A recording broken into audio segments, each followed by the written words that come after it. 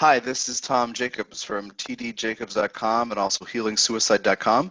I'm an evolutionary astrologer, an energy worker, a channel, a medium. I do a bunch of kinds of healing work to help you progress along your path, wherever it leads, however you are doing with it so far, wherever you are in that journey. So I've had on my calendar to do a video for, I don't know, it's been a couple months, 6 weeks or something. And the title is Relationships Dash. Why? Question mark. And and then I realized today's February 11th and it's almost Valentine's Day. So I thought it would be a good offering to just send out these perspectives in video form in case you're interested in seeing a different angle on relationships than most of us are taught. Those of you who are sick of Valentine's Day as a marketing device or something like that, or the emphasis on romantic love as some indicator that you're doing okay or that you're valid, maybe this is a little remedy, some of these perspectives.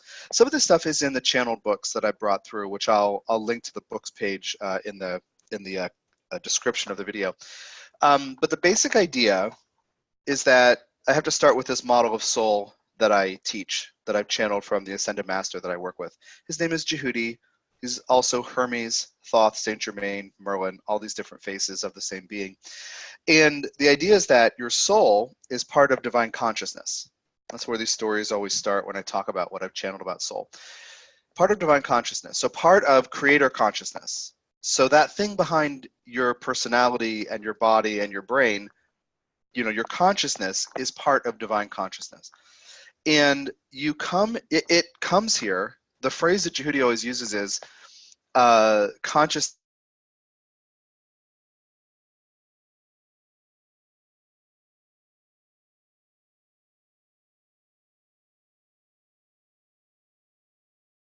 So in outside time, in its complete state, the soul is with all the other souls and everything's fine. They know their true nature is loving. They know that they are the divine. There's nothing wrong. And that's part of the reason why they come here, because to live lives, human lives as us, because they're not learning anything. And so they decide, or it decides, all that is, creator consciousness decides to go through this experiment that you and I are now living through. So coming here, we forget. Ultimately, if we're following spiritual teachers on YouTube, we're starting to remember probably some things about our true nature as loving beings, as soul, as spirit, as consciousness. But in the interim, before we actually remember and learn, we don't know where love will come from. So Djehuty always says that a person will spend many lifetimes cycling through these questions: what love is, or trying to figure out what love is, where it comes from, and who's responsible for giving it to whom. Ultimately, in the end, the teaching is we each have to become the source of love and validation and support and care for ourselves. But we struggle along that path. What is love? Where does it come from? Who is supposed to give it to me? Why am I supposed to give it to somebody else? Wait, who owes me? Do I owe somebody else? All those kinds of questions we cycle through. And it can be an arduous struggle as we basically learn how to validate our own existence, validate our own thoughts and feelings, and our own needs. So outside time, your soul is with all the other souls and everything's fine. Here, living within time, we're trying to get our love needs met. Who will listen to me? Who will validate me? Who will make me feel special? Can I make someone else feel special? We try to figure this out. When we're born as babies, we're helpless and clueless. And all of the needs regarding physical survival and safety get attached to love. This is another whole kind of story in here. And keep your eyes peeled for Cerealia. If you've ever heard of Saturnalia or Bacchanalia, it's a version of a festival for Ceres. It's just taking Ceres, the dwarf planet that's about nurturing and protection and parenting.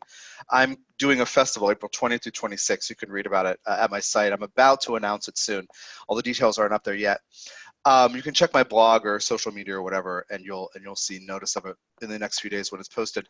But anyway, I've been thinking a lot about series and channeling about self-care and nurturing. But when we're born, love always comes from someone else. And then we're challenged to grow into being the source of love over time for ourselves, to be self-validating, self-caring, self-nurturing. So how, as far as like, you know, this question about relationships dash why question mark, from the soul's perspective, the reason it came here is to learn. The reason it is you, the reason you were born, is to learn to become the source of love for yourself. And so relationships function to show you where you are along that trajectory. Think about that. All of your individual relationships, people are inadvertently, unwittingly, unknowingly reflecting to you where you are in your process of learning to validate yourself. So what it actually looks like is you can't get what you need from people. And that gets depressing. And either you stop trying or you keep trying and you overwork and you get, you know, kind of in this desperate rhythm of trying to get your need met, trying to feel valid, safe, loved, made safe by another, loved by another. So relationships from your soul's point of view, and this is really the point I want to talk about in this video, are meant to reveal to you what you need that you're not doing for yourself. Now, this is not meant to be a dim view of relationships or a sad view of why other people are in your life. Their souls are helping you out by showing you as people where you are in this process. So let's say you're with somebody and that person never sees you as creative, but that's in your heart. The person is just not on his or her wavelength. And you're like, why doesn't that person ever notice this? Why doesn't the person ever encourage to see this? Because you have to become the source of validation for yourself.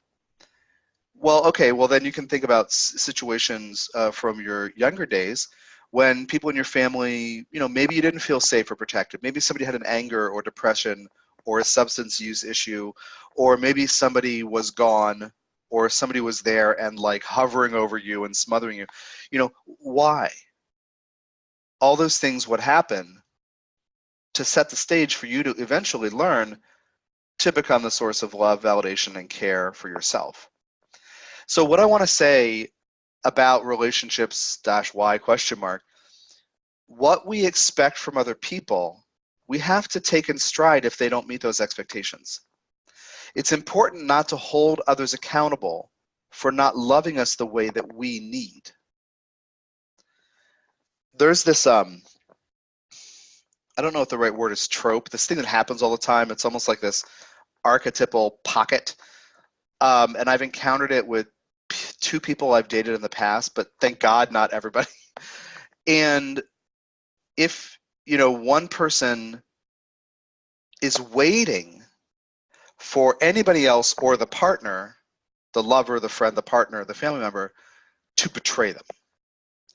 And so in those two situations, if I didn't, like when something happened where I wasn't, you know, the parent figure making that person feel safe and secure, then I was the villain and we're having a fight. And at the time I was confused, both times. And now I just noticed that I was watching some entertainment the other day, I don't know, and it popped up, one of these characters did this to another character. And I was like, oh my God, that's what that thing is. But whatever you expect from somebody else, you need to understand that their soul has agreed not to really give it to you. Or to give it to you, yes, but it's not actually satisfying because you have to learn how to give it to yourself. So many of us, and I don't say this with any criticism if you relate to this, but many, many, many of us are trying as adults to figure out how to fill in the gaps regarding how loved we didn't feel with our parents or families when we were younger.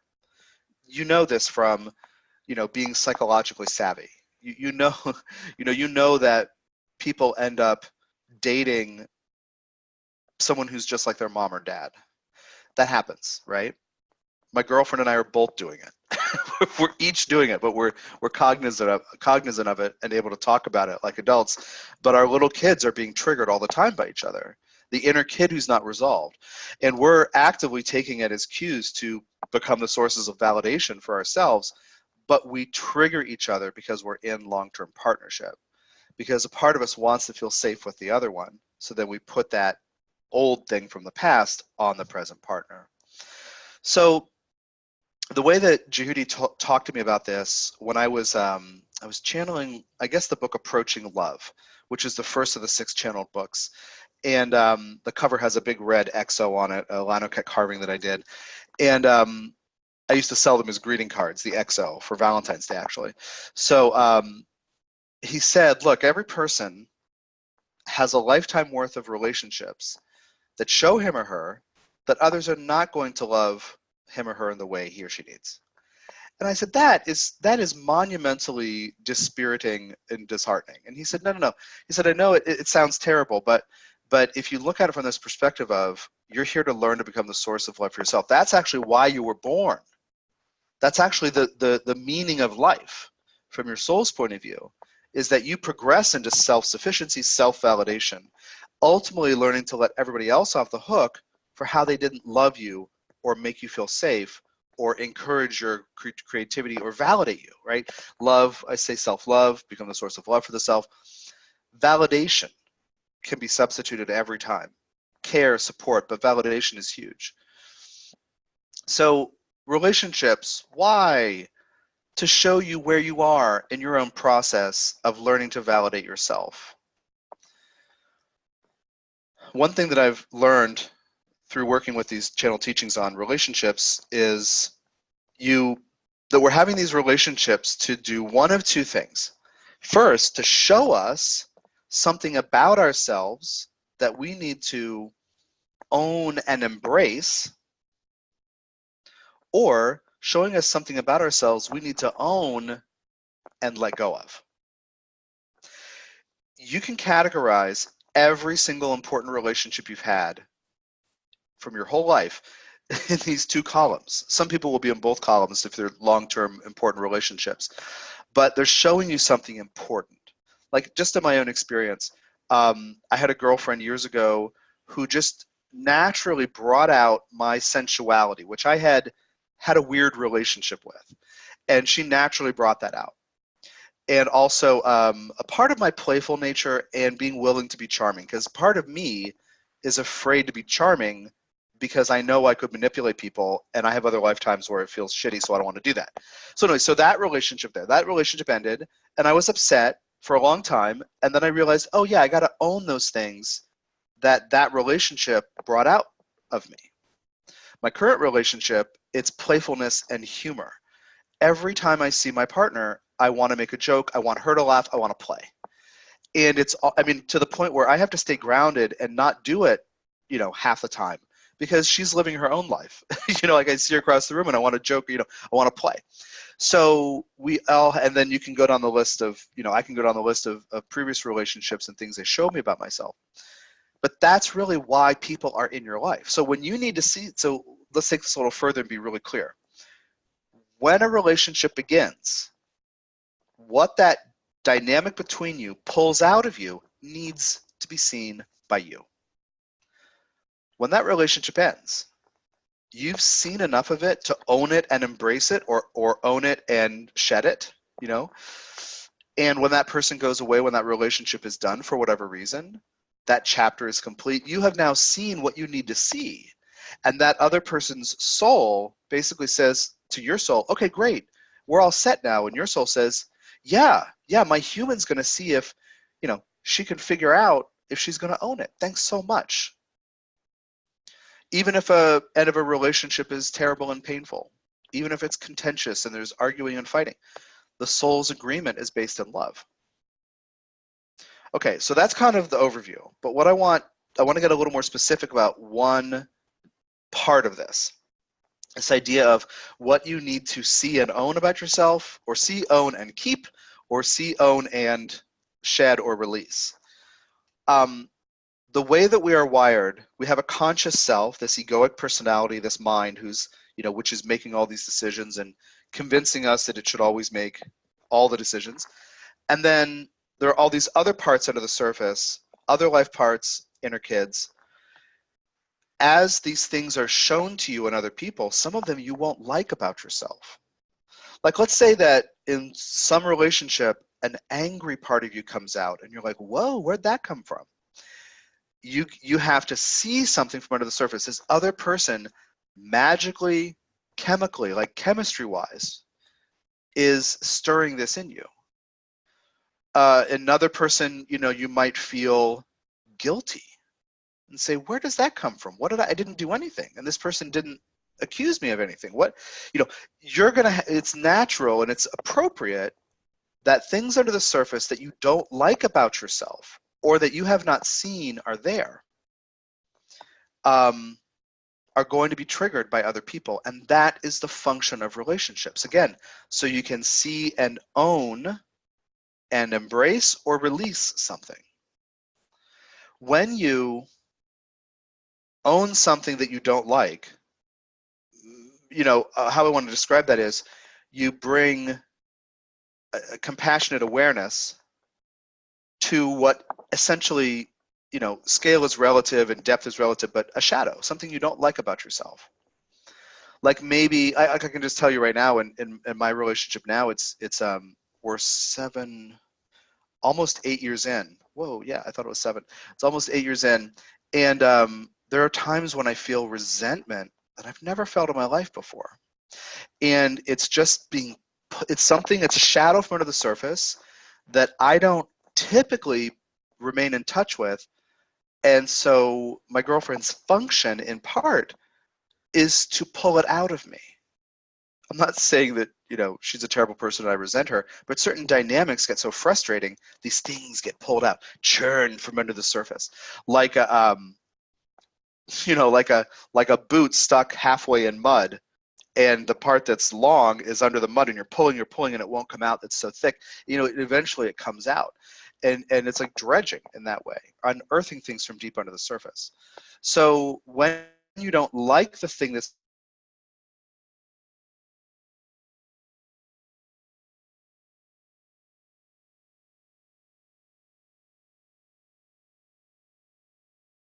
in fact unwittingly triggering you, because that soul is intending to help you become the source of validation and love for yourself.